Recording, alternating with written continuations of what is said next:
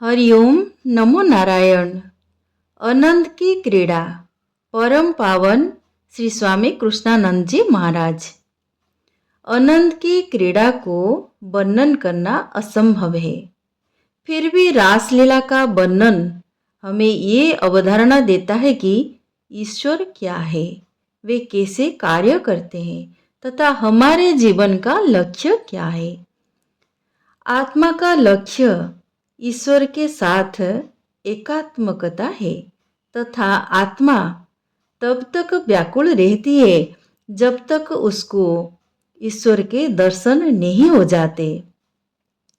यद्यपि ये सत्य है कि इसे समझा नहीं जा सकता, परंतु इसे प्राप्त करना असंभव नहीं है, क्योंकि यही वो प्राप्ति है जिसकी आत्मा को उत्कट इच्छा है। लेकिन मानव मन की अतृप्त उत्कंठाएं तथा अंतहीन अभिलाषाएं इस बात का पर्याप्त प्रमाण है कि ईश्वर को मानव मन में समाहित नहीं किया जा सकता। आत्मा की जो मांग है वो ईश्वर है, ना कि धरती की झिलमिलाती हुई वस्तुएं। हम भोजन, वस्त्र, आश्रय, उष्णता या सुरक्षा की मांग नहीं कर रहे हैं।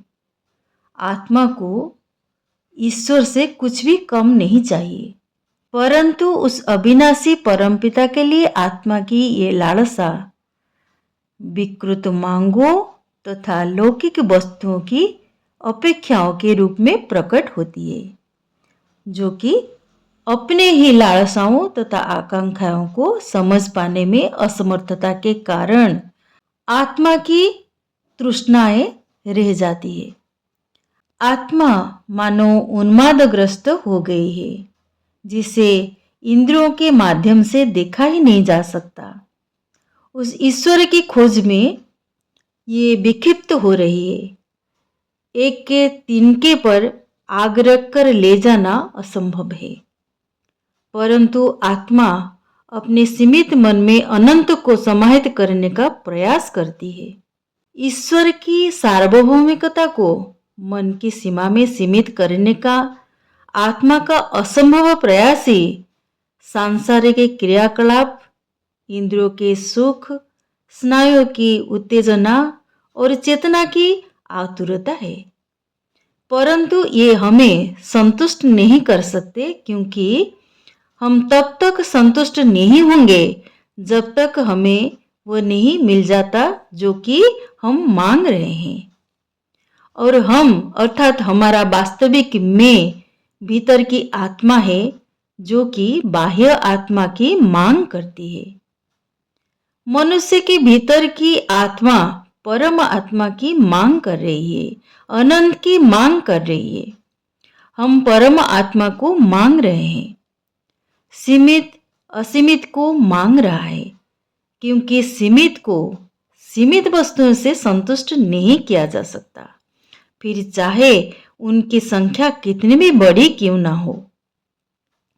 पूरी धरती की संपदा भी एक आत्मा को संतुष्ट नहीं कर सकती, क्योंकि आत्मा अनंत की, असीमित की अभिव्यक्ति है, जो कि एक है, और वस्तुएं सीमित है, यद्यपि उनकी संख्या बहुत अधिक है।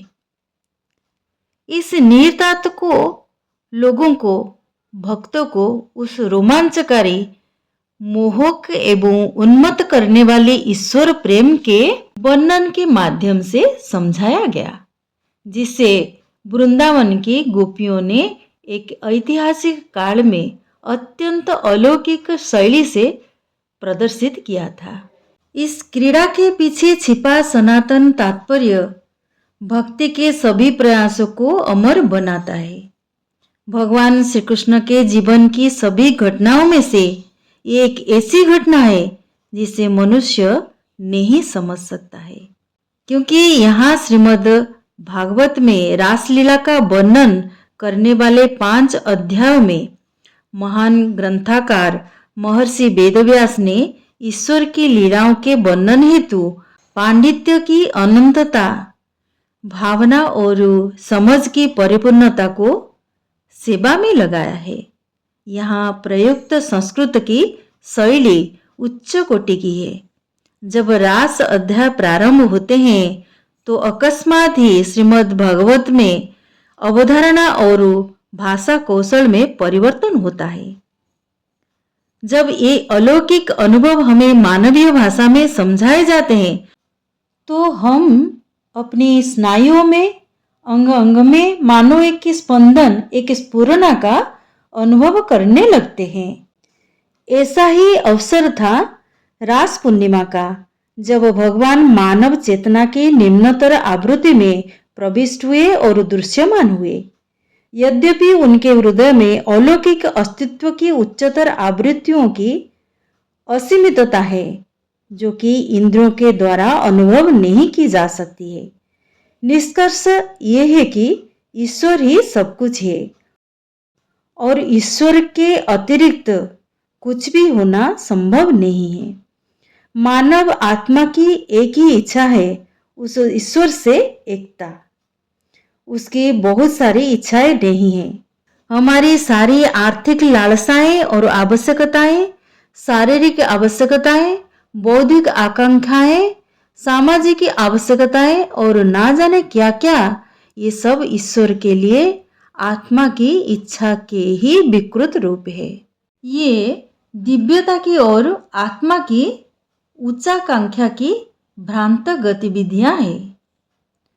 संसार और कुछ नहीं, अपितु ईश्वर से वियोग के कारण आत्मा की छटपटाहट, आत्मा का संघर्ष और आत्मा की व्यथा है। आत्मा का ये क्रंदन विलाप ही संसार कहलाता है और यही हम अनुभव कर रहे हैं। अशांत है हमारा जीवन और दयनीय है मनुष्य का अस्तित्व, और तब तक ऐसा ही रहेगा जब तक वो क्या मांग रहा है इसका अर्थ नहीं समझ लेता। हमारा जीवन मात्र इसी कारण से अधम हो गया है, क्योंकि हमने स्वयं अपने ही मांगों का अर्थ नहीं समझते हैं। हम मांगते कुछ है परंतु उसे कुछ और ही समझ लेते हैं। मनुष्य की इस विकृत धारणा की त्रुटि का सुधार करने के लिए ही भगवान वेदव्यास ने हमें अविनाशी परम पुरुष, पूर्व दिशा के महामानव के अविस्मरणीय जीवन चरित्र के रूप में ये शास्त्र दिया, जिनकी शाश्वत क्रीड़ा को हम सबसे मंगलमय रास पूर्णिमा पर उत्सव के रूप में मानते हैं। धन्य है ये दिन, धन्य है वे भक्त, सत्य के साधक और ऐसे आकांक्षी जो ईश्वर का अनुसंधान करते हैं और जब तक उन्हें प्राप्त नहीं कर लेते तब तक विश्राम नहीं करते। सर्वशक्तिमान की असीम कृपा हम सभी पर बनी रहे। हरि ओम, नमो नारायण।